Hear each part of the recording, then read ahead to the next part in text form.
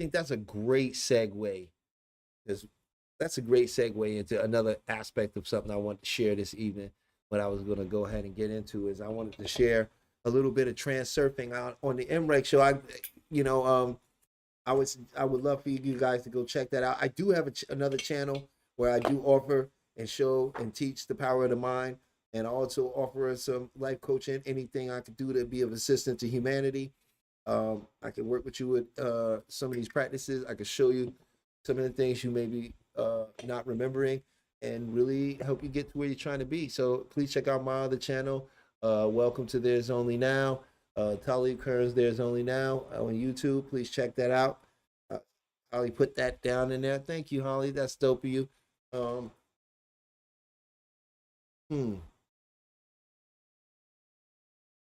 What I want to do is I want to share some of the Transurfing.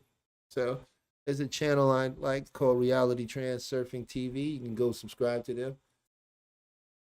And they actually have the book written out. And I'm going to share some of that. And we're going to start chapter 1 of Transurfing and talk about a little bit of that. And also some things that you could do to change your life right now, because you are in the matrix in the mind. And I'm here to tell you that the matrix isn't what you think it is. It's not a code. It's not a simulation. It's not a hologram. The matrix is stories, and stories form and shape what you believe. And stories are made by words, and words have definitions, and definitions create the boundaries that confine you when you are boundless.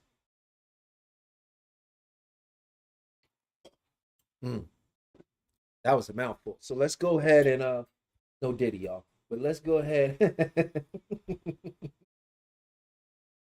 Let's go ahead and get into this Transurfing. You know what? And I'm also saying, like, you know, if we get enough people in here, I'm gonna go ahead. I've written a book. I also have a prequel to the book, but I would love to read the prequel. You guys would be some of the first to hear the prequel and experience the prequel. Excuse me, guys. Also, if you want, if you're in here and you would like a copy of the prequel, just leave a comment and I will find a way to go ahead and get you a copy of it, and I'd love to get your thoughts on it. So what I want to do is share some of this Transurfing with you this evening, and we're going to go ahead and get ready to get into that. So please enjoy. Be comfortable, abundant, free of illness and chaos, and yet we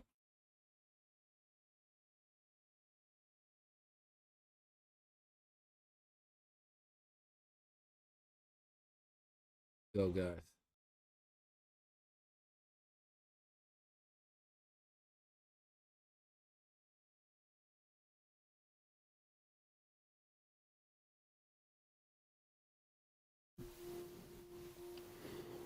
Dear reader, everyone wants their life to be comfortable, abundant, free of illness and chaos, and yet we often find that life has its own plans and can leave us feeling like a paper boat spinning around on life's turbulent waters.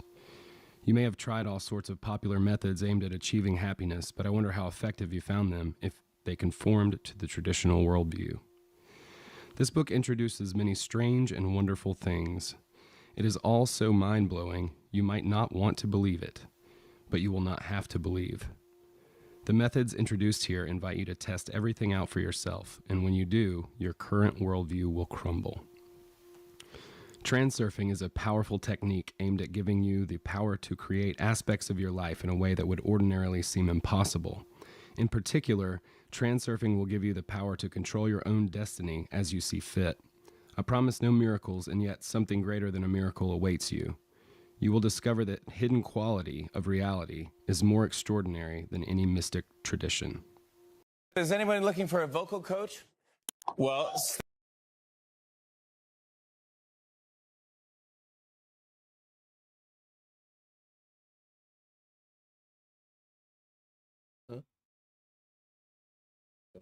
Sorry about that, guys. Oh, you like a copy, Mr. Mello? Yo, I'm gonna go ahead and try to set you up with that. Give me 1 second so we can get back into this video, and I'm reach out to you in the chat and get you set up. Meet Ken Tamplin. There are many books available now on how to become successful, rich, and happy. It is a tempting prospect for who would not want these things. The problem is that when you start reading these self-help books, you discover that in order for the technique to work, you have to do certain exercises, embark on some serious soul-searching, meditate, and straight away your enthusiasm wanes. For most people, life is busy and stressful enough without having to add to the workload by giving yourself any more to do. The books will tell you that you are imperfect and that change will have to start with yourself, otherwise there is no point in hoping for anything more. You might not be entirely satisfied with yourself, but deep down you know that you do not really want to change, and neither should you have to. Be careful of anyone who tells you that you are less than perfect, for how could anyone else possibly know how you are meant to be? If you are told that you must change yourself in order to achieve the things you want in life, the solution is not where you were looking for it. The main idea of transurfing is based on the existence of the alternative space, which stores the scripts of all possible events. The number of alternatives is infinite, just like the number of possible points on a coordinate graph is infinite. In the alternative space is written everything that was, is, or ever will be. Under certain conditions, a person's thought energy can materialize a given sector of the alternative space. A potential alternative is embodied in physical reality like a reflection in the mirror of alternatives.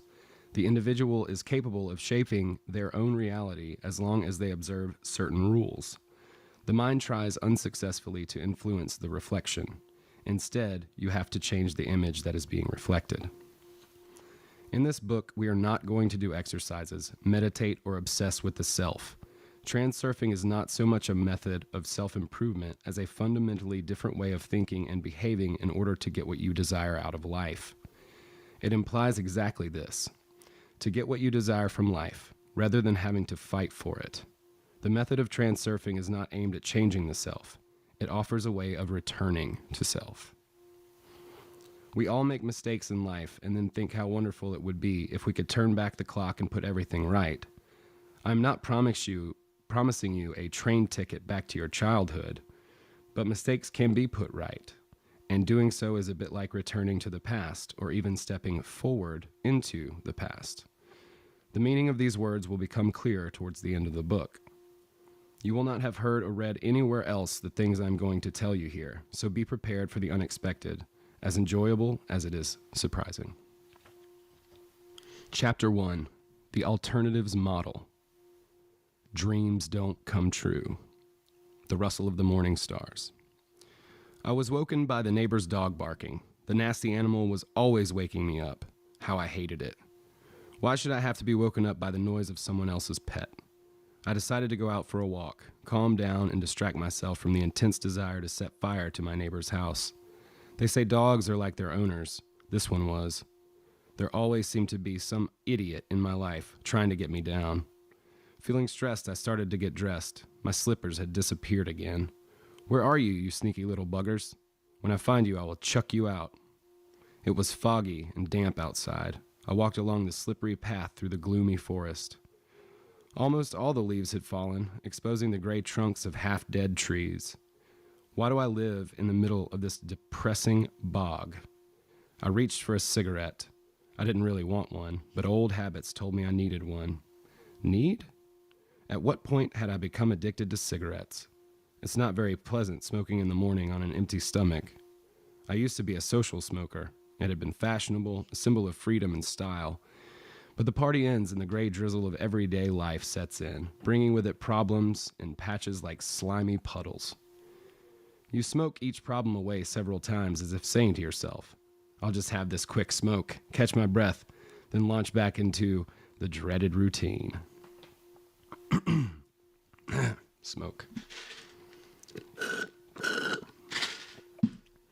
The smoke got in my eyes, making them sting, so I placed my hands over them for a minute like an upset child. I was so fed up of everything. As if reading my thoughts, a birch branch bent spitefully and hit me hard on the forehead. Bastard. In my outrage, I broke off the branch in half and threw it to one side. The branch got caught in a tree and bounced from side to side and sprang up and down like a jack-in-the-box, as if mocking my inability to change any aspect of my world. Feeling very low, I pushed on.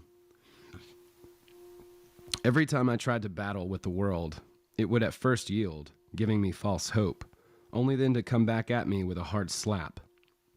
It's only in films that the hero sets off toward his goal, casting aside anything and everything that stands in the way. In reality, things are a bit different. Life is like a game of roulette. You win once, twice, even 3 times. You imagine yourself the prize winner with the world at your feet, but always end up with less than you started. You are just the turkey fattened up to be roasted and devoured to the sounds of happy music and laughter. You were fooling yourself. It's not your lucky day. You made a mistake. Wallowing in dark thoughts, I arrived at the beach. Sharp waves were biting viciously at the same.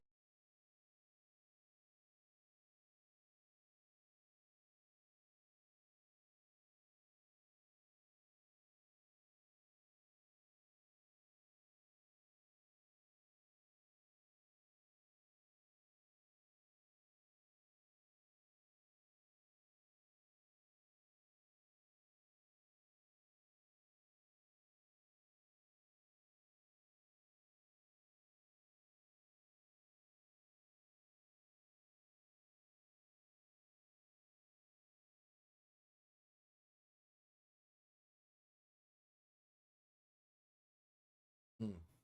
We back, guys. That was wild. I don't know what's going on. I started dropping the Transurfing, and the internet started doing some weird stuff, man. I love it though. That means we on the right track, and we need to get deeper into this. So let's go ahead and jump right back into this one. At some point, I had started killing time, as if sitting out at a prison sentence. I was always waiting for things to change, for a new stage in my life to begin, where I would be different and able to enjoy life. But that stage was always somewhere in the future. In the meantime, it was the same old drudgery. I kept waiting, but the better future remained as elusive as ever. I would return home and do the same thing I always did: eat a boring breakfast and then leave for my dull job, forcing myself to produce results which mattered to someone else, but not to me. It would be just another day of the same tiresome, meaningless life. I was woken by the rustle of the morning stars. What a sad dream. It was as if I had returned to a period in my past. Thank goodness it was only a dream. I stretched with relief, just like my cat does.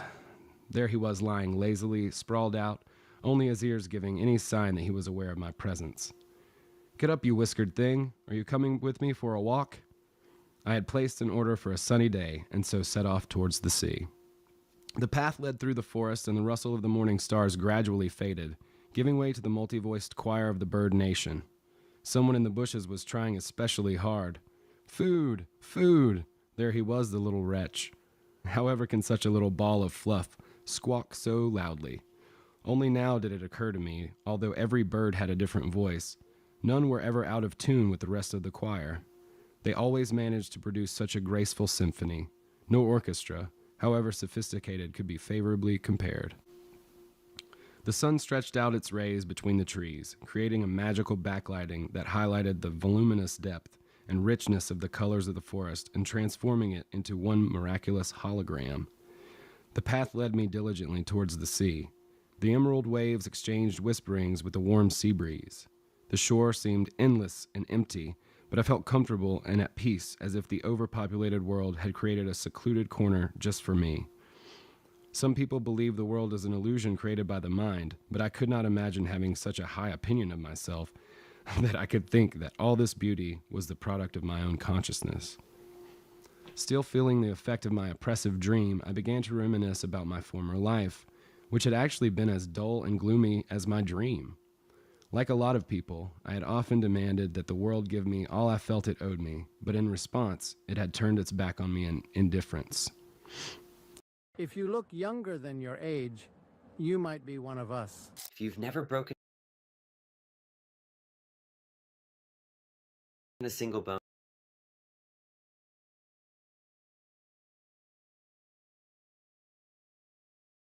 All right, get past that, guys. But that's powerful right there. That is powerful. Listen, this is just the beginning. You first got to get the understanding of this reality.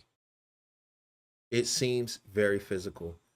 because a portion of what you're experiencing is physical. But make no mistake, it's not a physical reality. This is not a physical reality in the sense of it's just here. That's not what's really going on here. What's really going on here is so much bigger than that. And I want to share this.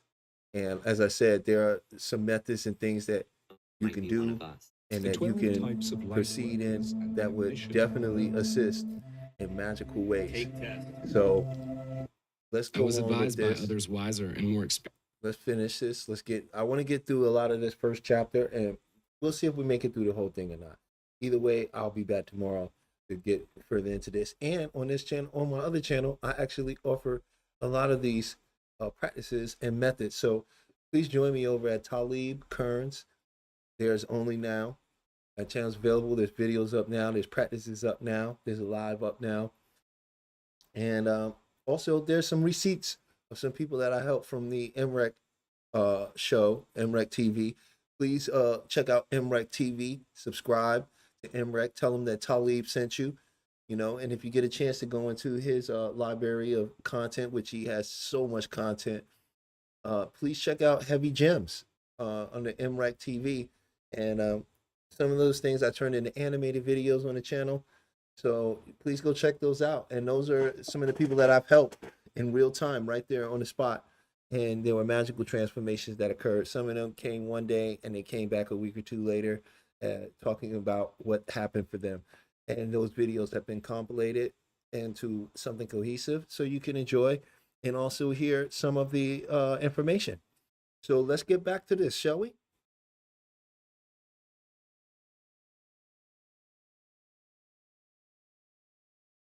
In myself not to give up, because the world doesn't give up that easily either. You have to fight for what you want. So I tried battling with the world, but I didn't get anywhere and ended up exhausted. My advisors had a ready answer for this too. You are the problem. Change yourself before you start demanding things of life. So I battled with myself, but this turned out to be even harder than battling with the world. Then one day I dreamed that I was in a nature reserve. In the dream, I was surrounded by indescribable beauty. I was walking through the reserve and admiring the full wonder of it all when I came across an angry old man with a gray beard, who, as far as I could make out, was the guardian of the reserve. He watched me in silence. I walked up to him, but as soon as I opened my mouth to speak, he cut across me. In a cold tone, he said that he didn't want to hear a word. He was tired of noisy and capricious visitors who were constantly displeased, always making demands, and left mountains of rubbish after themselves. I nodded in sympathy and walked on. I was amazed by the unique beauty of the reserve and wondered why I hadn't visited it before. Enchanted, I continued to wander around, taking in the magnificence on all sides.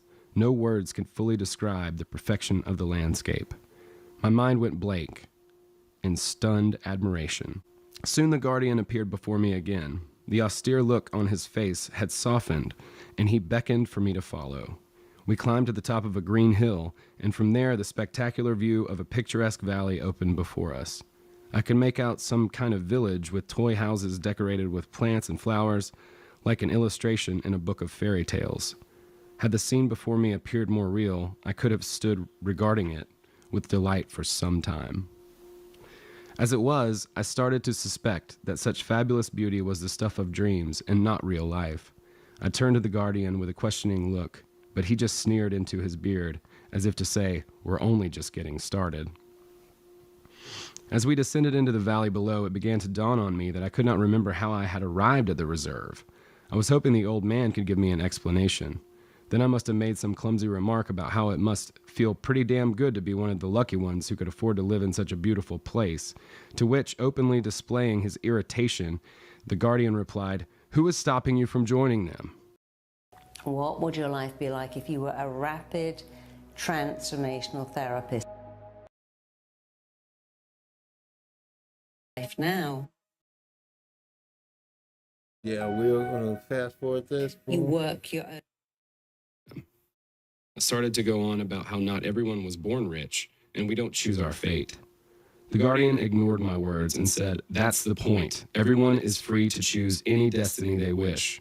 The only freedom we truly have is the freedom of choice. You can choose anything you want. His statement did not at all fit with my philosophy of life, and I made to argue with him, but the guardian would not listen. "Fool," he said, "you have the right to choose, but you don't exercise it. You do not even understand what to choose really means." This is ridiculous, I thought. What does he mean by "I can choose whatever I want"? Anyone would think that you could just conjure up anything you wanted. At that moment, I suddenly realized that I was dreaming. The situation threw me, and I did not know how to behave. As far as I can recollect, I hinted to the old man that he could choose to speak rubbish whether in a dream or in waking, but there ended the extent of his freedom. My comment did not seem to bother the guardian at all. In fact, he laughed in response. Aware of how ridiculous the situation was, what was the point of getting into a debate with a figure from my own dream? I was considering whether it would be better to wake myself up. As if reading my mind, the old man said, "That's enough. We don't have much time. I hadn't expected them to send me a moron like you, but I must carry on with what my mission entails nonetheless." I was going to ask him what his mission was and who they are, but he ignored me, instead giving me a riddle, which at the time seemed quite absurd. Everyone can have the freedom to choose whatever they want, but there's a riddle for you. How do you acquire that freedom? When you guess the answer correctly, your apples will fall to the sky.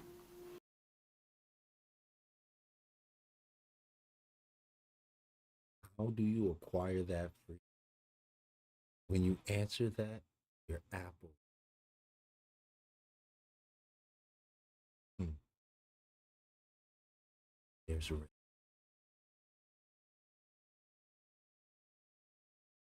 What apples? I was beginning to lose patience and said that I had no intention of solving any riddles. Miracles only happened in dreams and fairy tales. In reality, apples generally fall to the ground, to which he replied, "That's enough, let's go. There is something I must show you." Regrettably, when I woke up, I could not remember the end of the dream. However, I did have the distinct feeling that although I was unable to express it consciously, the guardian had imparted some kind of information to me.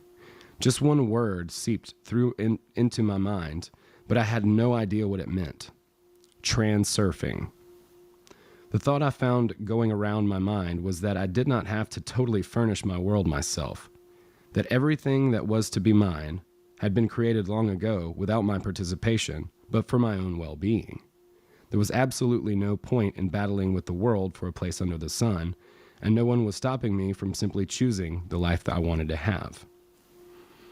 At first,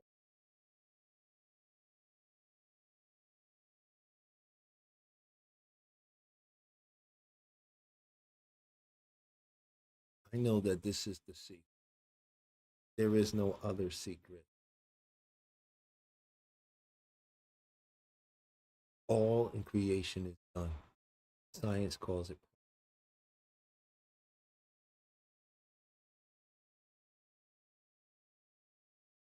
It's all done. And when you begin to accept that, not by trying to prove it to someone else, but in your own quiet, this world just spins, spins, and it melts. One day I'm gonna do a live and go outside and show you things appear in the daytime.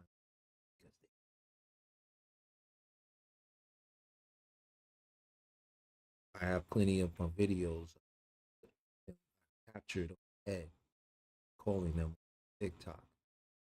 Talib Jensen. Check that out if you want to bring some of that over here too, because this is my personal channel, and at this personal channel, I'm just gonna share myself and nothing direct, just whatever's on my heart, my mind, and whatever the universe is calling me to speak on and share. So let's get back into this transurfing. This is chapter 1 of transurfing. And I do like to turn the camera off when it's going because I don't want the distraction of me, but I will cut it on when I need to talk or convey some information to make it more personal because I am here to build a community. All right, let's keep it going. First, the idea seemed absurd. I would probably have forgotten all about it if I had not, to my amazement soon afterwards, started having very clear recollections of what the Guardian meant by the word choose, and how to actually make a choice. The answer to the Guardian's riddle came to me of its own accord. As knowledge does sometimes seem to come from nowhere, every day I learned something new, and each time I felt huge surprises, sometimes bordering on fear. I can give no rational explanation of how this knowledge came to me, but one thing I am certain of. I could never have myself made it up. Ever since I discovered transurfing, or rather, since it was given to me to discover, my life has been filled with joyful meaning. Anyone who has ever been involved in some kind of creative work will know the happiness and fulfillment that comes along with creating something with your own hands. Imagine then the feeling of creating your own destiny. Even the expression, to create your own destiny, as it is interpreted in the usual sense, fails to describe what I mean here. Transurfing is a method that frees you to choose your own destiny, literally like you would choose something in a supermarket. I want to share this with you so that you can understand why apples fall to the sky, why the morning stars rustle, and many other curious things. The Guardian's riddle. There are different interpretations of the nature of fate. One interpretation is that fate is your lot in life, something predetermined and which, however hard you try, you cannot ever escape. This definition is rather limiting, as it suggests that if a rough lot has befallen you in life, there is no hope of anything ever getting any better. Despite this, there will always be those who willingly accept this definition of fate because it is convenient. They would rather life be reliable and the future more or less predictable than live with the fear of uncertainty. Nonetheless, the total inevitability implied by this interpretation of fate leaves one feeling dissatisfied and even a little resentful. People who are deprived of good luck lament their fate and naturally question why life is so unfair. Why is it that some people have more than they could ever desire, while others never seem to have enough? Why is it that things come easily to some, while others never achieve results however hard they try? Some people are endowed with natural beauty, intellect, and strength, while others seem to have inferior goods label stuck to their forehead for their entire life as if paying for some kind of previously committed sin. Why does such inequality exist? Why does life... I got another sales call and now, and I can't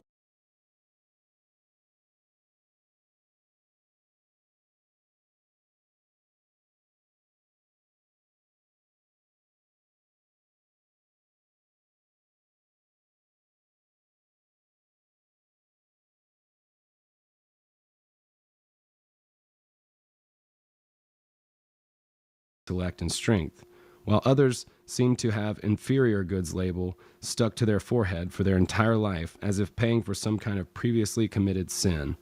Why does such inequality exist? Why does life in its endless diversity place limits on certain groups of people, and where exactly did those less lucky go wrong? People often feel hurt and indignant when they realize they are less fortunate than others, and they search for an explanation for their circumstances. This is when many people turn to teachings that support ideas such as karma and retribution for sins committed in previous lives. One would think that all the Lord or our God had to do with his time was discipline his naughty children, and that despite his omnipotence, he evidently struggles with the parenting side of things, putting off the punishment of retribution until a later date. One wonders what the point could be of punishing a person for something they do not actually remember doing. Another popular explanation for inequality spreads the false hope that those who suffer and live their lives in need will later receive generous compensation, although it is not clear whether good fortune awaits them in heaven or in a future life. Whatever the arrangement, explanations like these can never leave one fully satisfied. Whether past and future lives exist or not is also of little significance. You can only be aware of the life you are living now, and in so, it is the only one you have. If you believe that your fate is predetermined, then the best remedy for the despondence you may feel is acceptance. There will always be people around you to give you good advice like, if you want to be happy, just be happy. Be optimistic. Be satisfied with what you have.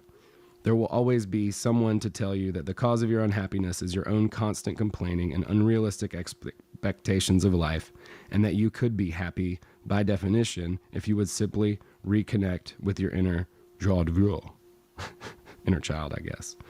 You might half-heartedly agree whilst at the same time awkwardly acknowledging how uninspired you really feel about greeting your dull life with newfound joy.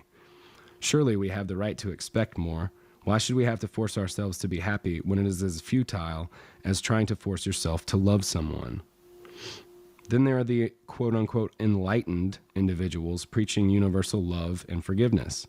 Their world is like a blanket of illusion that can pull up over your head to protect yourself from encountering the severity of life head-on, and everything does get a little easier as a result. Deep down, however, it is still difficult to comprehend why you should forgive those you hate and love those you have no genuine feeling for. What good is happiness if it is faked? Surely happiness should come naturally rather than being squeezed from the soul like the last drop of toothpaste from a tube.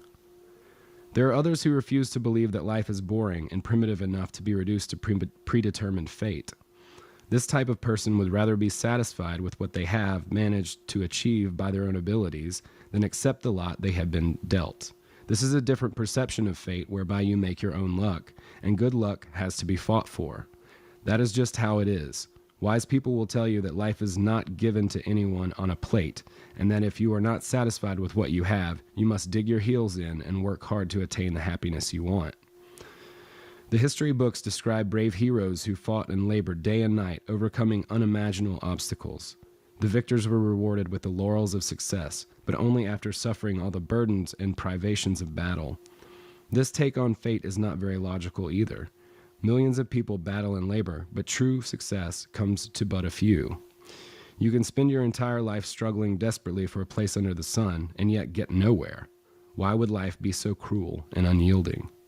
What a heavy burden it is to have to battle with the world to get what you want, and if the world does not respond, to have to battle with yourself.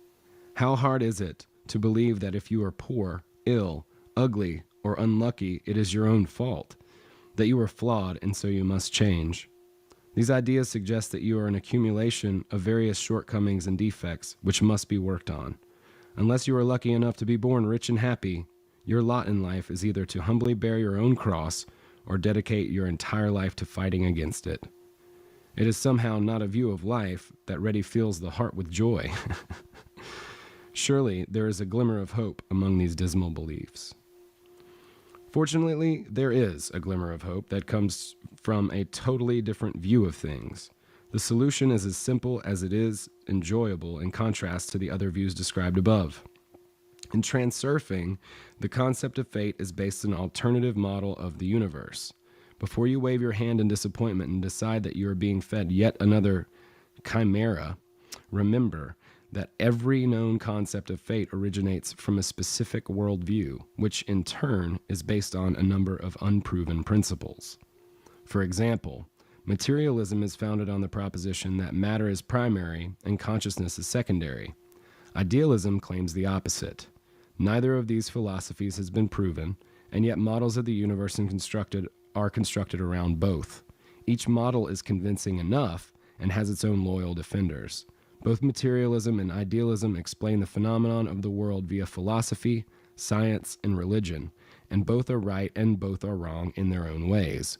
Man will never be able to describe absolute truth with total accuracy because the notions used in our attempts to describe the truth are of themselves relative. There is a well-known parable about 3 blind men who describe an elephant by studying it with their hands. The first blind man touches the elephant's trunk, the second touches the leg, and the third touches the ear. Each draws conclusions about what kind of animal the elephant represents based on their own findings. It would be pointless to try and prove that only one description of the 3 is correct. What is important is that the description be relevant and applicable. Augment Code is the best AI coding tool for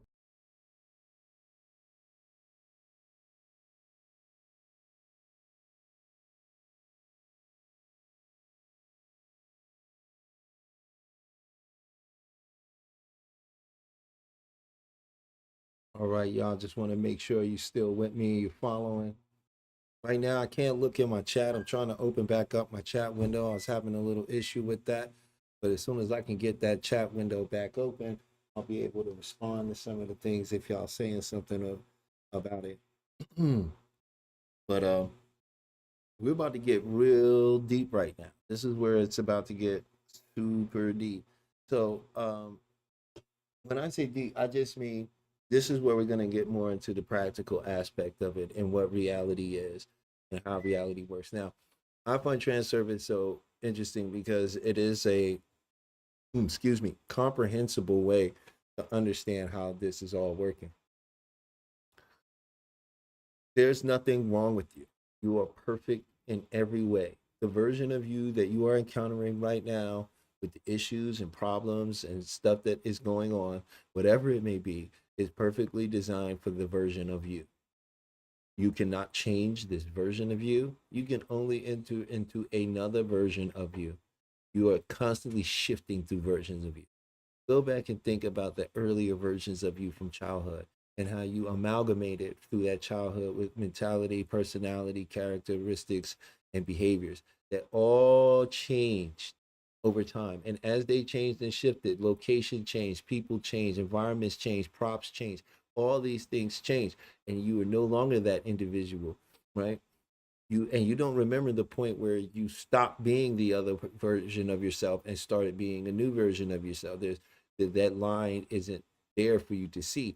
So when you begin to understand that, you can start to embrace the fact that there's nothing wrong with me. Maybe I'm just ready to experience another version of me. And then you're going to use your imagination to imagine what that version of you would be like. Because that imaginative act is your direct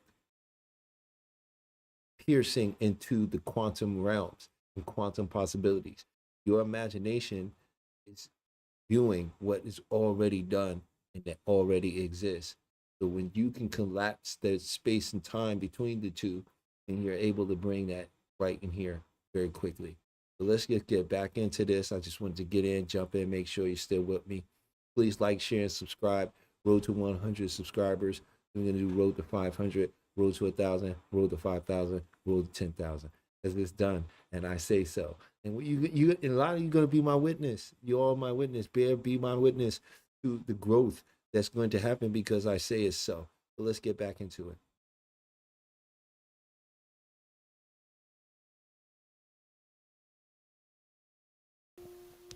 You have no doubt heard the idea expressed that reality is an illusion created by the mind, but no one has explained in detail where the illusion comes from. Does it mean that we are all, in a sense, watching a film? Of course, it is highly unlikely that a concrete, rational substantiation of this idea will ever be upheld. Others hold the opposite opinion that the material world is simply a mechanism which functions according to its own immutable laws and cannot be governed by human consciousness. There is surely an irrefutable grain of truth in this idea. The human mind likes to have its feet on solid ground, free of ambiguity, and so for centuries scholars have been tearing one theory to pieces in favor of another, which is then placed high on a pedestal. After every fight on the intellectual battlefield for truth, just one fact remains undefeated. Every theory represents a separate aspect of the phenomenon of a multifaceted reality. Each theory that stands the test of time has its place, for they all represent one aspect of reality. If you decide that fate is something predestined that you cannot personally change, then this is how it will be. In effect, you are voluntarily giving yourself to the will of others, becoming like a small boat floating at the mercy of the waves. If, however, you decide that you can create your own destiny, then you will consciously take responsibility for everything that happens in your life, battling against the waves in an attempt to sail your little boat. You may have noticed that whatever you choose is always manifested. What you choose is what you get. Whatever worldview you choose to believe in, the truth of that worldview will always be on your side, and others will argue with you because they too are right. Any aspect of reality can be taken as a starting point and subsequently developed into a whole field of knowledge, and it will have logical consistency and successfully reflect one manifestation of reality. An entire field of knowledge can be substantiated by just one fact, which, although not fully understood, has its place. For example, Quantum physics is based on a number of unproven truths and postulates which cannot be proven because they serve as the basic starting point for a given field of knowledge. In quantum physics, a microcosm sometimes acts as a particle, and sometimes, as I've always striven to understand the nature of the world, studying its individual parts. Bodies of scientific knowledge were created to describe and explain the various phenomenon of nature, and often they contradict each other. The nature of the world is one, but it reveals itself to us in many guises. As soon as one face has been studied and explained, another appears that does not fully correspond to the first. Scientists have attempted to overcome these contradictions by encompassing the diverse manifestations of reality in a single model of the universe, but this is no easy task. There is one irrefutable fact that unites and reconciles all branches of knowledge, and that is the diverse and multifaceted nature of reality. Variability is the world's most fundamental quality. For some reason, the defenders of different fields of knowledge disregard this fact in their attempts to describe individual phenomenon, despite the fact that there is so much that could be learned from it. Variability is a key reference point, just like 0 is the main reference point for a coordinate grid. Any starting point for a particular area of knowledge is secondary in relation to this key reference point of variability, and yet it is bypassed as if it held no information. Nonetheless, it does carry information, and information of quite an extraordinary nature. To solve the Guardian's riddle, we will take the quality of variability as a starting point. In other words, we will take a postulate, the fact that reality manifests itself in an infinite variety of forms. Despite the very general nature of this postulate, it reveals quite fascinating knowledge. We start with the idea that all diverse manifestations of reality originate in a common source. The world manifests itself as movement of matter through time and space, and this movement is subject to certain laws. As you know, points are plotted on a graph in accordance with mathematical formula. You could say that the function which determines how points are plotted on a graph is also a law. So where are the laws of the universe written? Formula-like laws are but an abstract product of the human mind created for the convenience of expressing concepts. It is highly unlikely that the laws of nature are recorded anywhere.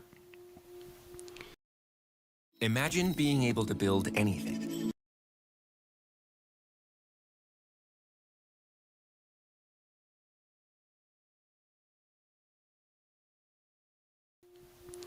Could a graph be created that marked the position of all points of matter? Of course, one could theoretically mark the coordinates of the infinite number of all existing points in the universe, but the capacity of the human memory is too limited to cope with such a massive volume of data. Nature, on the other hand, has no difficulty with eternity. Nature has no need of a formula to generalize the position and movement of points on a graph. If the graph line were to be broken up into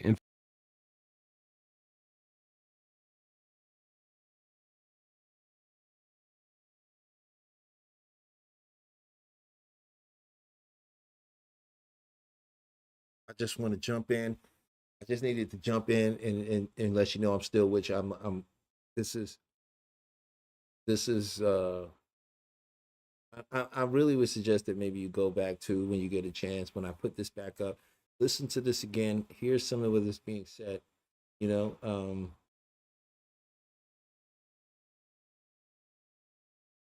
because when you really begin to analyze this and start to understand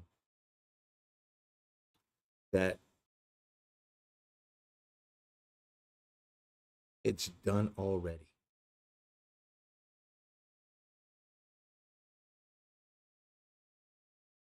That most of your reality is a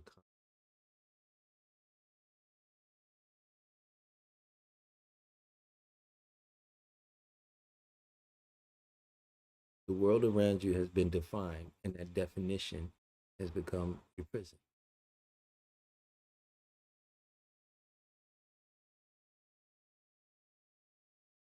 And I don't want to spend a lot of time on things like secret societies and conspiracies.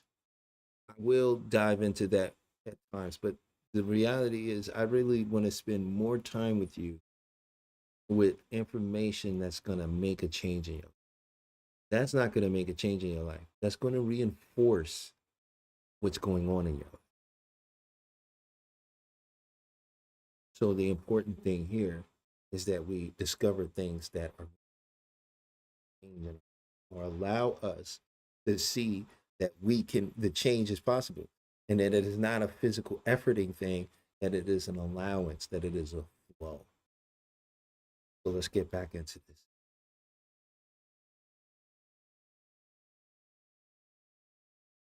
Infinitely small points, then every point could be seen as a cause and the next point as the consequent effect, whereby any movement of a point of matter through time and space could be perceived as an infinite chain of infinitesimal examples of cause and effect. In science, we describe the movement of matter in terms of laws, but in nature, this movement exists in its natural form as the infinite flow of cause and effect. Generally speaking, information concerning all possible points along the path of moving matter is stored in an information field, which we refer to here as the alternative space. The field contains information about everything that ever has been, is, and ever will be. The alternative space is a material information structure. It is an infinite field containing information on all possible scenarios of any event that could ever possibly take place. One could say that the alternative space contains absolutely everything. We can hardly guess the form this information takes, and yet our purpose here does not require us to know this.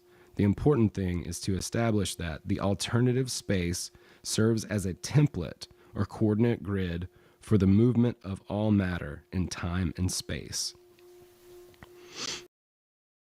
Entropia Universe is a real cash economy MMO, released in 2003 where the in-game currency has an exchange rate with the dollar. And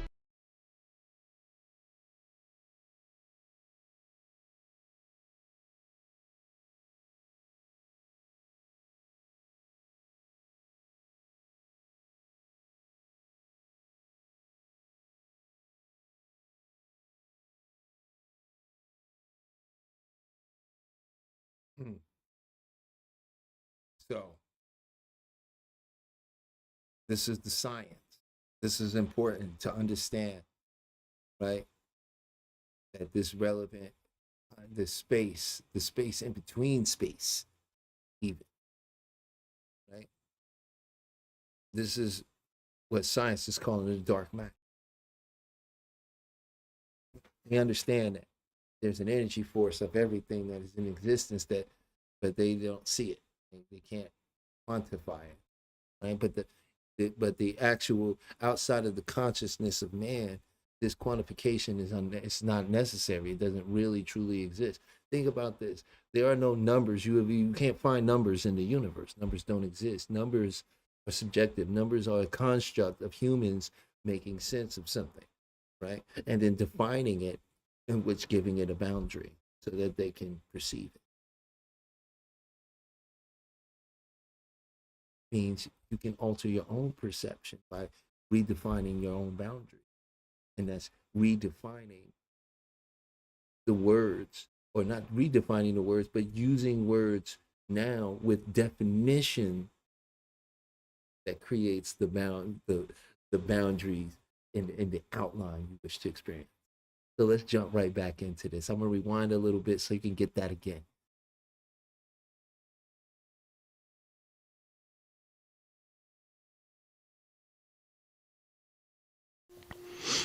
Every point in the alternative space is, we describe the movement of matter in terms of laws, but in nature, this movement exists in its natural form as the infinite flow of cause and effect. Generally speaking, information concerning all possible points along the path of moving matter is stored in an information field, which we refer to here as the alternative space. The field contains information about everything that ever has been, is, and ever will be. The alternative space is a material information structure.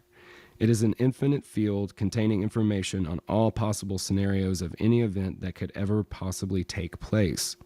One could say that the alternative space contains absolutely everything. We can hardly guess the form this information takes, and yet our purpose here does not require us to know this. The important thing is to establish that the alternative space serves as a template or coordinate grid for the movement of all matter in time and space. Every point in space contains its own version of a given event. For the ease of understanding, let us say that each variation or version has a script and scenery. The scenery is the external form of a phenomenon, whereas the script is the path that matter moves along. For the sake of convenience, the alternative space can be said to have different sectors. The greater the distance between the sectors, the more the script and scenery will differ. A person's destiny also has numerous alternatives. Theoretically speaking, I'm gonna rewind that, guys. I'm gonna bring that back because hear this. This is and just ponder this, right? Use your scientific, your logical, your creative, your artistic mind. Bring these minds together and really hear this, right?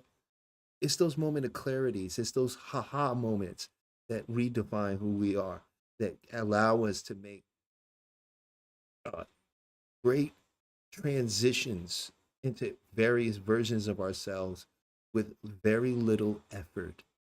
This whole thing is about effortlessness, and they have programmed us to be efforting, to always be striving and struggling for ease. Ease doesn't come from struggle. Ease comes from letting go and allowing. So let's get back to it. I'm so glad to be talking with everybody. I'm so glad to be here. And thank you for joining me. Please like, share, subscribe, leave a comment, and let's keep going. there are no limits to the scripts and sceneries of human existence because the alternative space is infinite. Any seemingly insignificant event can affect a twist of fate. A person's life, just like any other movement of matter, represents a chain of cause and effect events. In the alternative space, the effect is always located in close proximity to its cause. One follows the other, and so the sectors of a person's destiny create a lifeline. The scripts and settings of the sectors on one line are more or less uniform. A person's life flows evenly in one direction, until such time as an event occurs that changes the scripts and sceneries. When this happens, destiny takes a turn and shifts to another lifeline.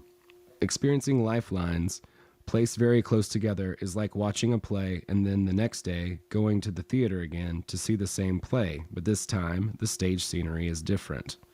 If during the next theater season you saw the play with the same actors, but there had been a significant change to the script, this would be like experiencing a lifeline situated slightly further away in the alternative space. Finally, if you watch the same production in a different theater, you would see a totally different interpretation of the play, and this would be like experiencing a lifeline that exists a significant distance from the first. Reality has such diversity of form because the number of alternatives for its manifestation is limitless. Any starting point for one or another form of manifestation results in a chain of cause and effect relationships. One could say that reality unfolds through life depending on the selection of the original reference point, and so ultimately, everyone gets what they choose. You have the right to choose precisely because an eternal number of alternatives already exist. No one is preventing you from choosing the destiny you would feel comfortable having. Managing your own destiny comes down to one single thing: making the choice.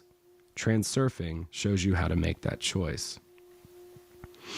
So an information structure exists that contains an infinite number of potential alternatives, each with its own unique script and scenery. The process of transformation into physical reality corresponds to that laid down in the information structure. How matter moves through the alternative space can be demonstrated by the following metaphor. Imagine a water pipe with a cooling ring that moves slowly along the pipe, causing the water inside it to freeze. The effect of the cooling ring makes it look as if a crystal of ice is moving through the water. Water molecules tend to remain in roughly the same place in a relatively free state. At the moment that the cooling ring passes through a given sector of water, the molecules inside the ring are solidified into a frozen crystal. As the ring moves further down the pipe, the frozen water in the area behind the ring melts again, and the molecules are once again freed up. It is not the crystal itself that moves. In other words, it is not a single chunk of ice that floats through the water, but the potential to create the structure of ice, i.e., the frozen state. If you're thinking about changing your career, I really recommend you pick a career where you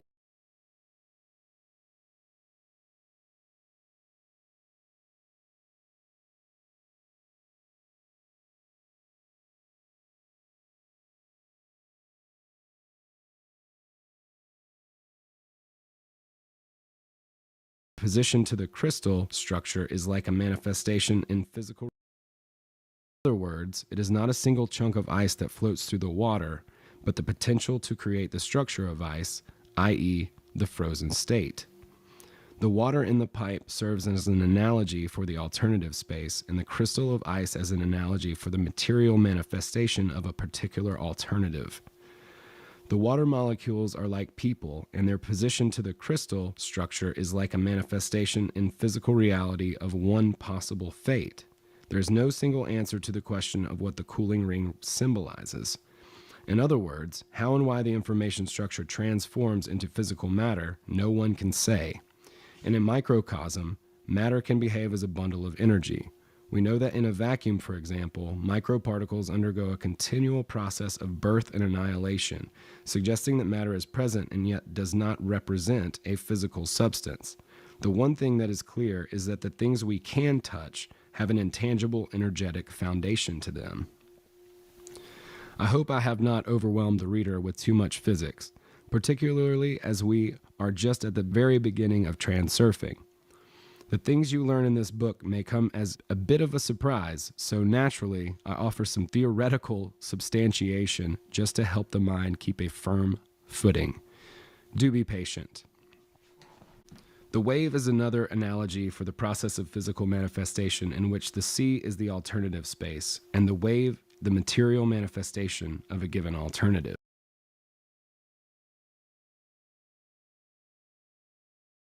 Okay.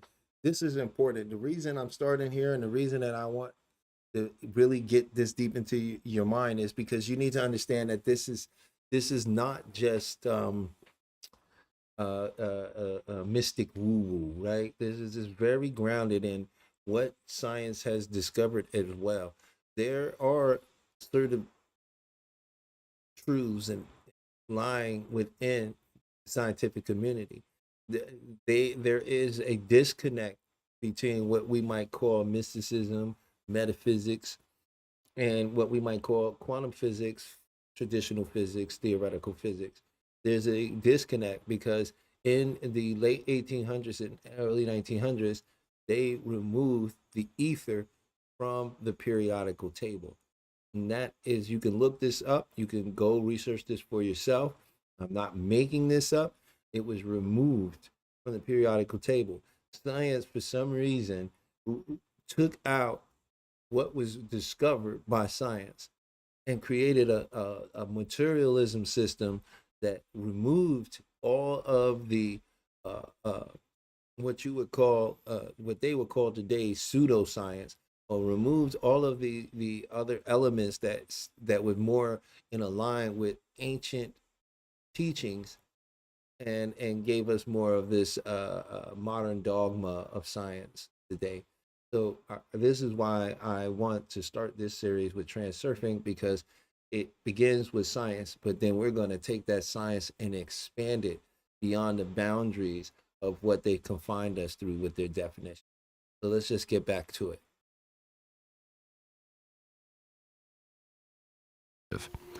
Take a wave that forms in the sea after an earthquake. It looks like the wave moves across the surface of the sea in a hump, but in fact, the water remains in one place. It is not a mass of water that is moving across the sea, so much as the energetic potential for transformation into physical reality. It is only when the accumulation of water finally reaches the shore that it breaks on the ground. Any other wave behaves in the same manner.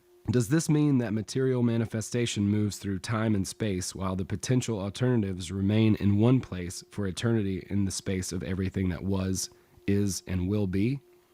Why not? Time of itself is as static as space. The passing of time is only felt when it turns like film footage, one shot following another. If you unroll the film and look at all the frames put together, there is no time because all the frames exist simultaneously. Time is static until we start looking at each frame in sequence. It is the same in life, which is why the idea that everything comes and goes is so deeply rooted in our minds. If your eyes change color in the sun, you're not just human. If you've never broken a single bone, you might be one of us. Everything that is recorded in the field. Okay, I paused it because I just thought that was funny, that the little advertisement they threw in there for star seeds. You know, the algorithm is very directed, and we're not talking about star seeds, so they must know something. And as I said, this channel is growing, and it's going to continue to grow, and it will grow. We're going to get huge, we're going to get big, and we're going to bring this community together. And guess what? There are going to be so many successful people in this community. Even if you come in here and you feel like your life is completely backwards and nothing is going your way, by the time you finish dealing with this channel and dealing with my other channel and just being in this environment, it's all going to change. And I'll tell you right now, anyone who is listening, if you continue to listen and you make it through chapter 1 and you ponder this when you go to sleep, you're going to have quite an experience come tomorrow morning. Let's get back into it. Of information has always been there and will always be. All the frames exist simultaneously. Time is static until we start looking at each frame in sequence. It is the same in life, which is why the idea that everything comes and goes is so deeply rooted in our minds. Everything that is recorded in the field of information has always been there and will always be there. Lifelines exist like a reel of film. Things that have happened in the past do not just disappear, and what has yet to be in the future is already present here in the now. The current section of a person's life is a material manifestation of the alternative space in this section of their lifeline. This idea might be slightly perturbing, and you might be asking yourself how it is possible for countless alternatives of your own fate to exist simultaneously in stasis. Who is responsible for this? God or the laws of nature, perhaps? Imagine a point on a coordinate grid. In school, we are taught that any point on the grid can have any x and y coordinate from minus to plus infinity, and yet it does not occur to anyone to ask why a point can have absolutely any coordinate.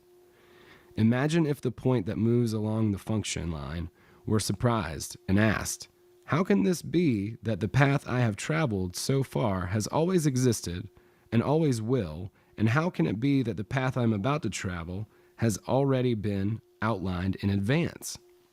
It would seem strange to the point, but not to you, because you are observing its path from above and able to see things from a different perspective. The alternative space serves as a template that determines how physical reality can show itself. Imagine a person walking through a dark forest with a torch. In the dark, the person holding the torch lights up a small area around themselves. The entire forest is like the alternative space, while the area which is lit up is like the physical manifestation of the alternative in that area. The question remains as to what provides the light. In other words, what ignites, i.e. materializes, a particular alternative within the template. To answer this question, we need to take a different starting point. Nowadays, most people agree that thoughts are material. There is also evidence that reality takes two forms. On the one hand, material existence defines consciousness, and on the other hand, there is clear evidence to the contrary, indicating that consciousness also defines physical existence. Therefore, thoughts not only provide the motivation for human action, they also have a direct influence on our reality. For example, our worst expectations generally tend to come true. Of course, one could argue that this is not because our thoughts were materialized, but rather that our thoughts were a premonition of impending misfortune that would have occurred. You think you really know how to use ChatGPT and other AI tools? Think again. Let me guess. You're using it for writing?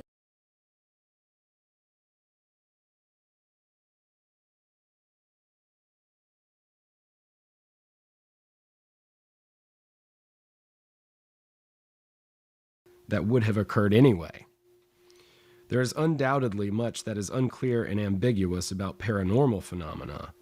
However, that does not mean that one should ignore or negate the relationship between thought and the process of material realization.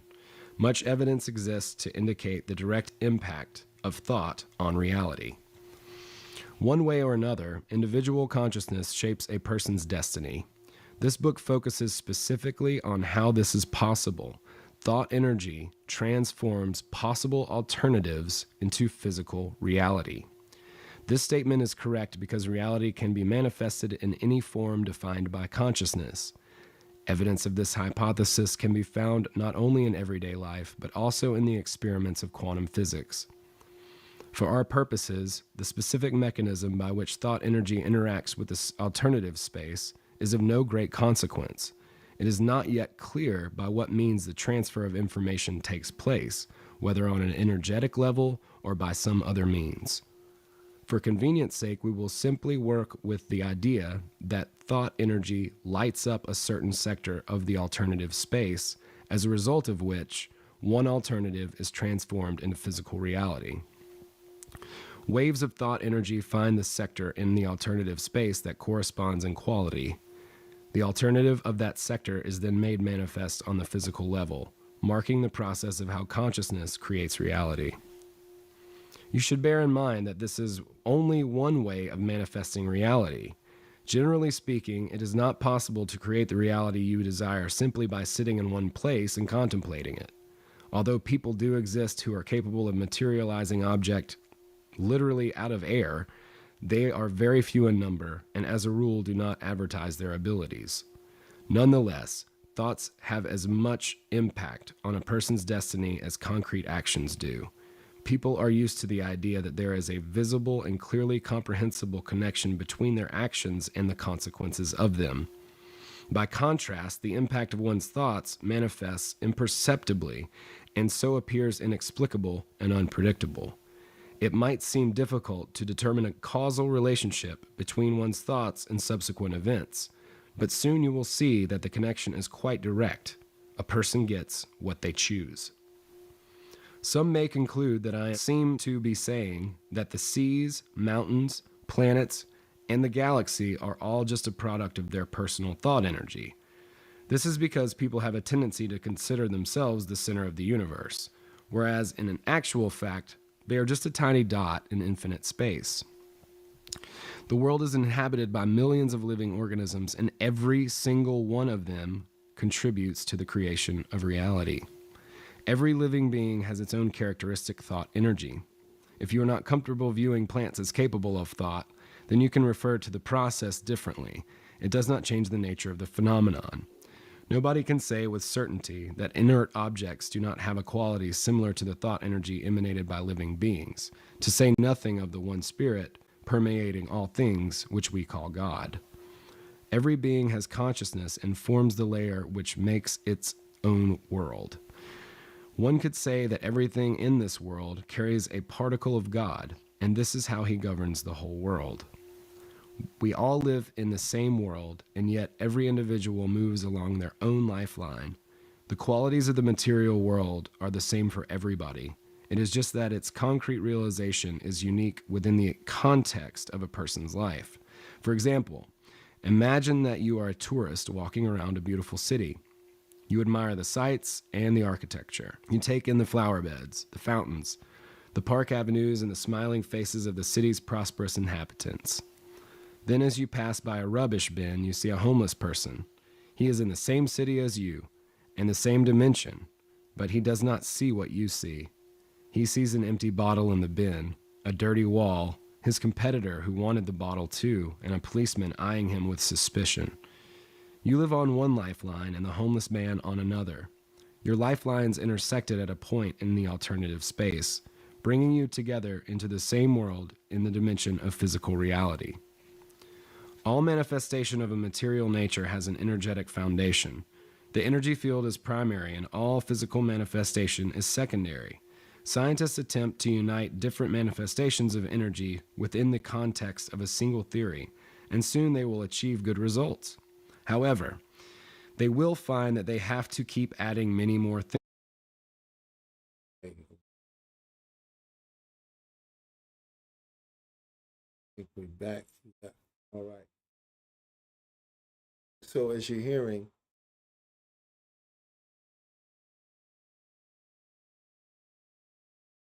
this we good here, we good. So as you're hearing, this world is actually energetic and it's conscious.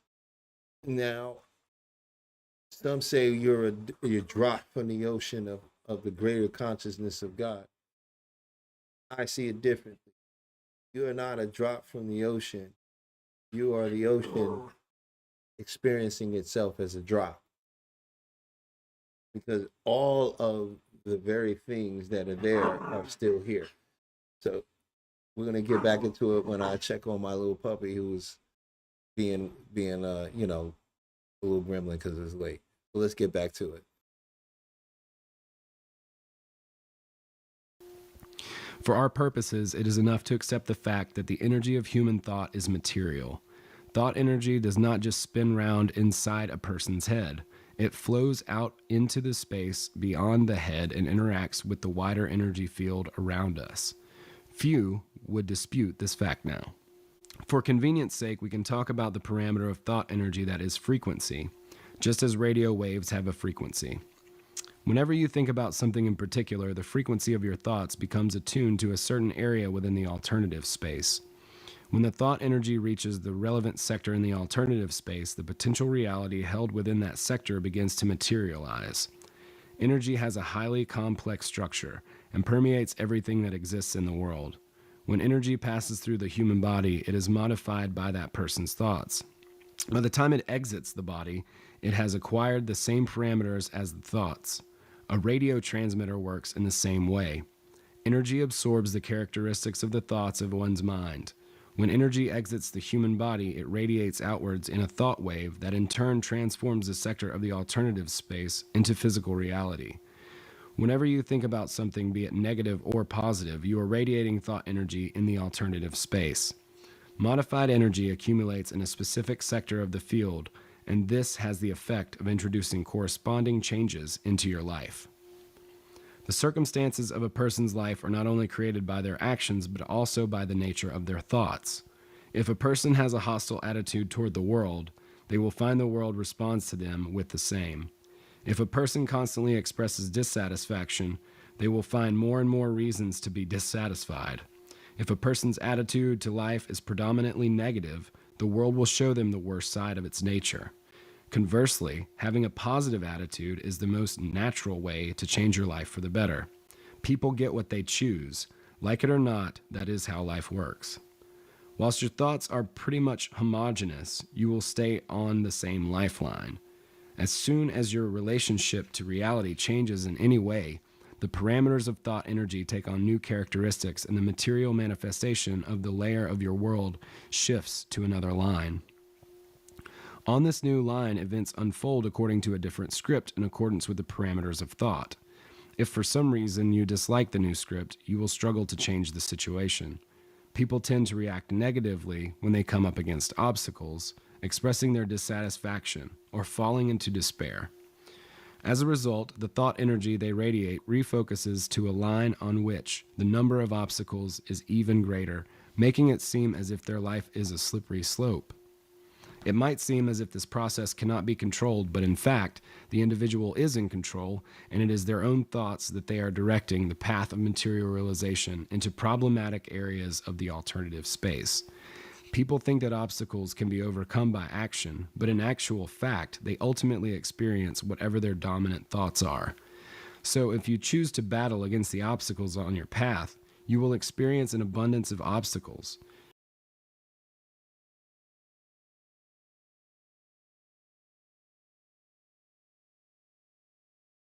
So if you choose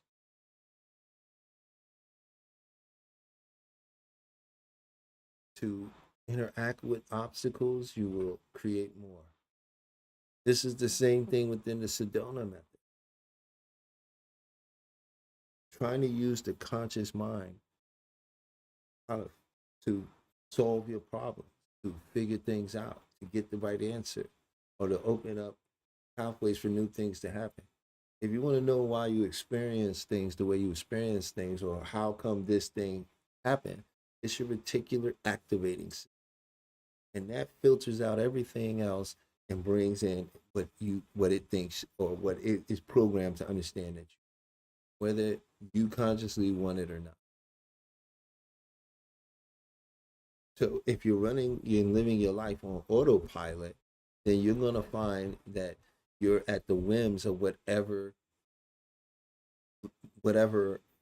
line you're on for reality, whatever story or script you're on, right?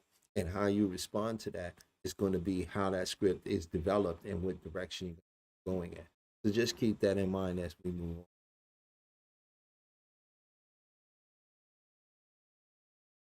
If you are absorbed by thoughts about your own problems, you will find that there are always problems in your life. Even if you take action to change the situation on your current lifeline on the material level, it will not change the original script in the alternative space. All you can effectively do is choose a different script. By trying to change parts of the script you do not like, you inevitably get caught up thinking about what you do not like. Your thoughts are then successfully realized, and you end up getting what you do not want. You cannot Imagine being able to build anything, for any reason, in any style, at any scale.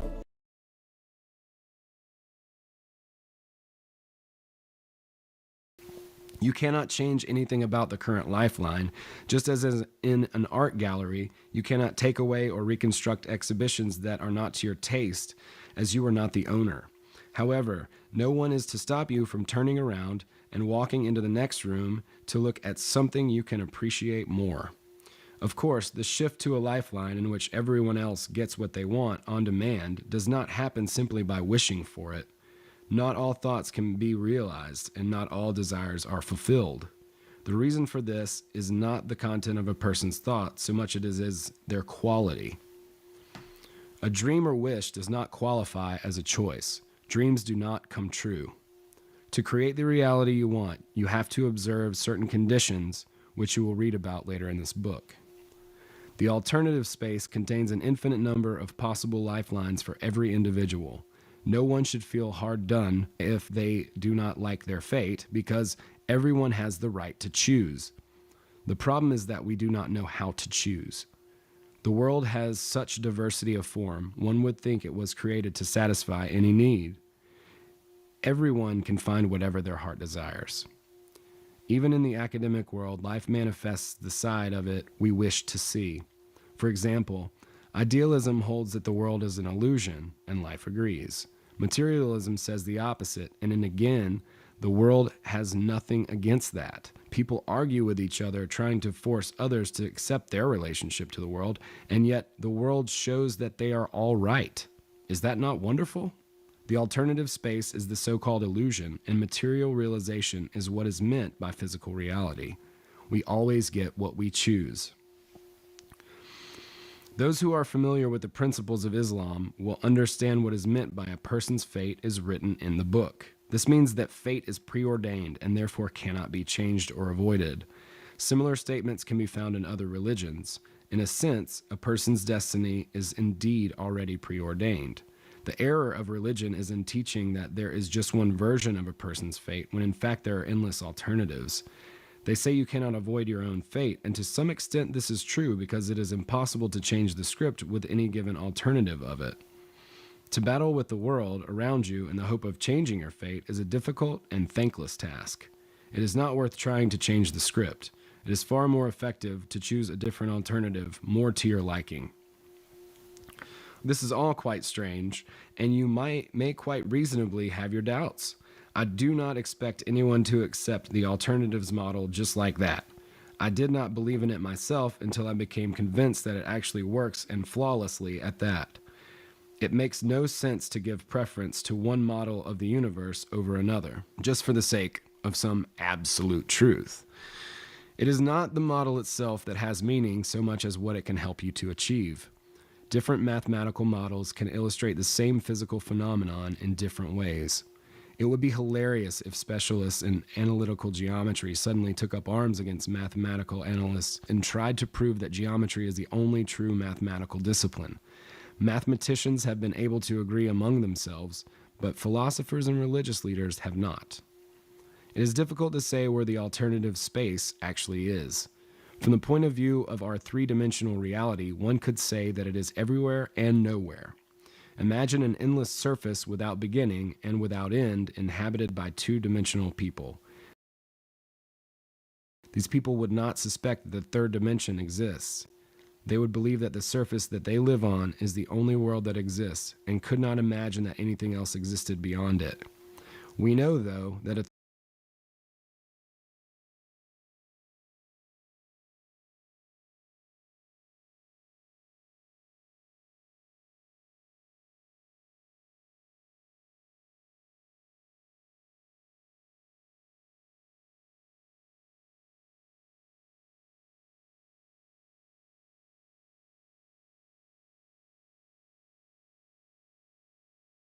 So I wanted to stop right there.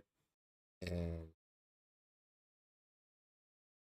when he says that nobody knows where it is, that's because this is where the things of Neville Garter or Abdullah, who he learned where he knew from.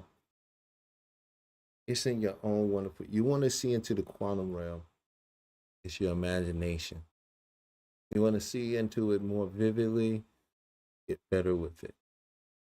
If you want a quick hack, that's where things of ayahuasca, DMT, and other, I guess you would say, psychedelic medications come into play, because these medications actually do allow you to open your mind a certain way.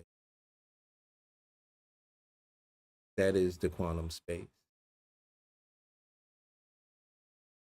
You can't just view it with your eyes. It's with your third eye. And they say that there's a portion of the public that can't visualize.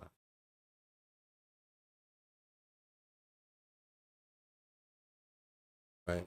And if you cannot visualize, if you're one of the people that cannot visualize, one is, I say, before you rule yourself out, I would say, come join this channel, come join my other channel, and let me give you some exercises in which you can practice visualization, and then you can be the judge of if you can visualize. But I do understand when you watch a lot of television, if you've ever closed your eyes and saw the movie you was watching on TV in your mind somewhere, then you visualize. Right? But that space is something you witness inside. You are a witness.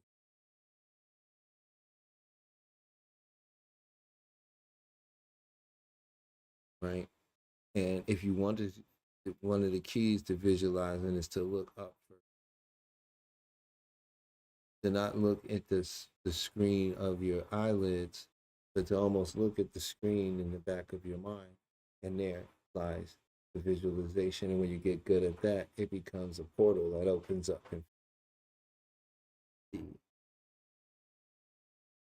But when you get good at it with behind your mind, when you're sitting there doing it, sometimes when you're thinking about the room while you do it, you might actually think you opened your eyes, because you'll get a flash and you'll see the room very vividly. But this was the purpose of television and the bombardment with social media and frequencies and waves and music and all this other stuff. Music is beautiful, but how it has been being used to condition people is what I'm speaking of. These things have dulled your senses. They haven't removed it, because it is you. You cannot remove that from you. It is you, right? But it can be redirected and dulled down, right? And used to someone else's exploitation. And that's what's happening. You don't realize you can make a choice of the mind, right? And you can bring these things into existence. Now, I do agree with dreams and some saying dreams, because when you're visualizing and you're fulfilling mental desire, First of all, if you've visualized it and if you have a desire for it, there is a version of you that is experienced. And if you can accept that and realize that, you can begin to collapse time and space and become aware of that, so you can step into the only reason it's not experienced right now is because your awareness is focused on the individual you are now. And that's what you're experiencing, because you have collapsed time space around that particular version. So let's get back into it. We're almost through this first chapter, and then we'll wrap it up for the night. Here we go. Let's get back to the video.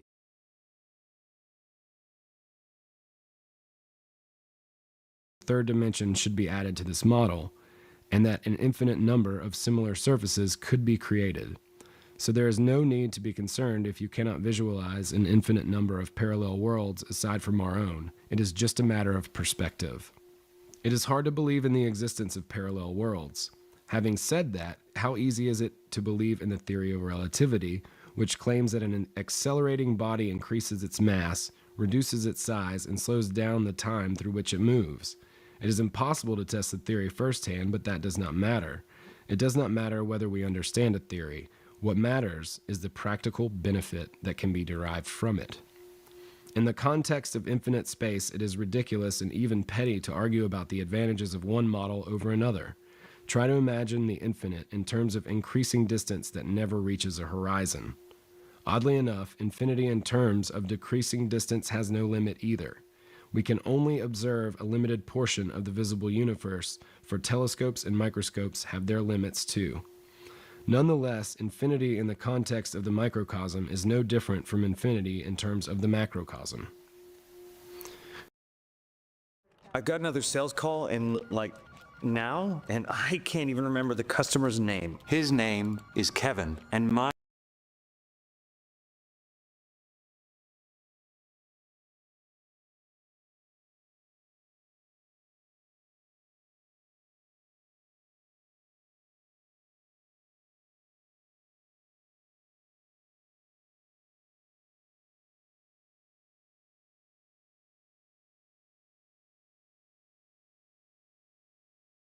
We're having a little bit of technical difficulty with the internet in this moment, so we're just gonna fill in real quick.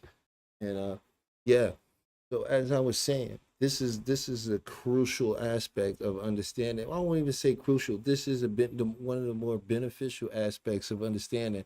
See, if you're using these tools and you don't understand these philosophies and you don't ponder them, then a lot of these tools aren't going to work for you, because you're not going to be in the space to understand and create the definitional understanding for yourself to accept it. You're only using tools to accept a truth that is already done. If you get past that, then the tool is really necessary, right? And the tools are necessary when you don't understand that, or when you are not. Just for example, a little child on a bike has the training wheel on the bike, and at first he doesn't have the balance, and they ride and they use it, and there's even a point where they get on it and they riding fast because they feel very comfortable with those training wheels. Then comes the time where you must remove the training wheel, and this is the same type of analogy. You must remove the training wheels, the tools at one point, and step into the knowing, right? Because at one point or another, the tool, if it doesn't come through, you're gonna think it's something wrong. And when you understand this, then you start to understand that, oh, okay, I'm not really trying to manifest a bunch of things. What I'm actually trying to do is be happy, right? So, and you can reverse engineer that by finding that happiness. And the best way to do that is to begin to ponder the reality that, what if this is already whole, perfect, and complete? So I'm having a little bit of issues. Let's see if we can get it back on track here. There is a theory that the visible universe emerged as a result of the Big Bang. According to the theory, the universe has been constantly expanding ever since. Celestial bodies move through the cosmos with phenomenal speed, but when we take into account the huge distances involved, it seems as if the expansion of the universe is taking place incredibly slowly. It is also a well-established fact that in a vacuum, at any given moment in time, elementary particles are born out of nowhere and then immediately disappear. We do not yet know the exact structure of elementary particles, but given the relativity of time and space, there is nothing to stop us perceiving each particle as if it were a separate universe like our own. Physicists claim that they can appear either in the form of waves or in the form of particles. The further one goes into the microcosm, the more relative distances appear huge, and for the internal observer, time slows down.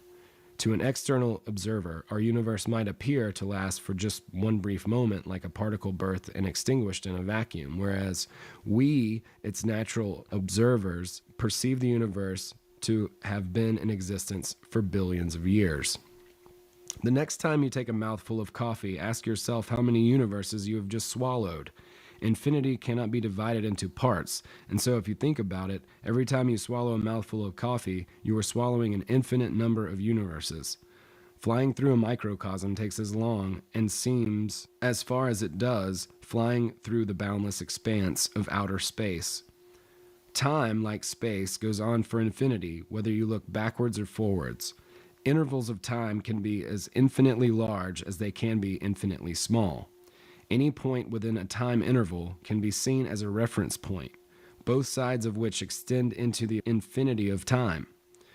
Changing the reference point to another place within the time interval does not change the extent of infinity in either direction. The infinity of worlds within worlds exists simultaneously. The center of the universe is at the same time to be found in every point in matter, because every point is surrounded by infinity on all sides. All events exist concurrently for the same reason that the center of the universe is located in every point at the same time. This is difficult to imagine, but so is it impossible to grasp infinity in one moment of contemplation. Even more convoluted theories have been designed which claim that the visible universe becomes a finite sphere in fourth-dimensional space. But that does not help particularly because, theoretically speaking, an infinite number of dimensions could exist. Unable to clearly imagine all of this, we have to content ourselves with a narrower perspective and at least pretend that we understand something of these theories. What would your life be like if you were a rapid transformational therapist?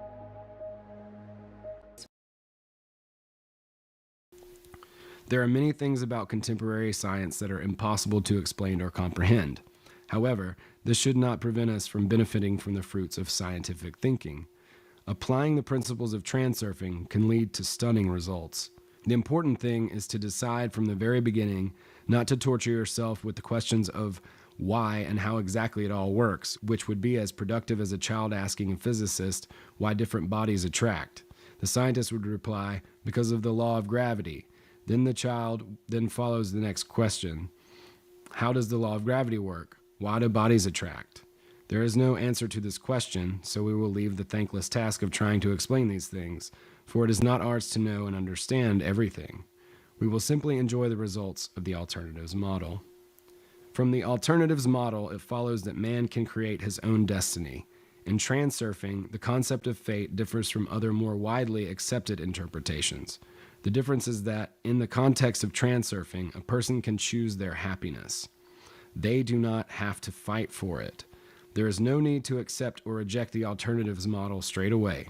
First, ask yourself this question. Have you achieved much by battling with the world to find happiness? Each person will decide for themselves whether they wish to carry on in the same vein or whether they would prefer to try using a different method. A person can spend their entire life battling without achieving anything at all.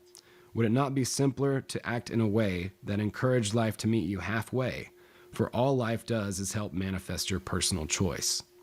Whatever you order, your choice is always granted unconditionally. Choice, however, is different from desire. Wishes are only granted in fairy tales, and most people just keep on wishing. It is no wonder that the belief is so ingrained in our minds that wishes are very difficult, if not impossible to fulfill.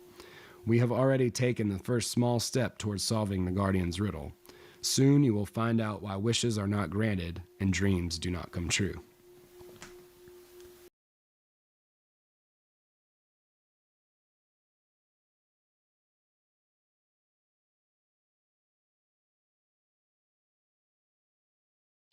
So that was the end, pretty much, of chapter 1. I hope you enjoyed it. Let me know in the comments what you think, how you feel. This will be up after it's gone live. I'm about to end this live, and it'll be up, and you'll have a chance to go back and listen to a lot of this and hear my review on Superman. I will cut up that part of the review on Superman. It's a little disjointed, so I may do another review where I actually take some time and really calculate out my thoughts and write out a little something, or at least cover a little bit more in order of what I want to do as far as talk about why this movie was really the greatest mid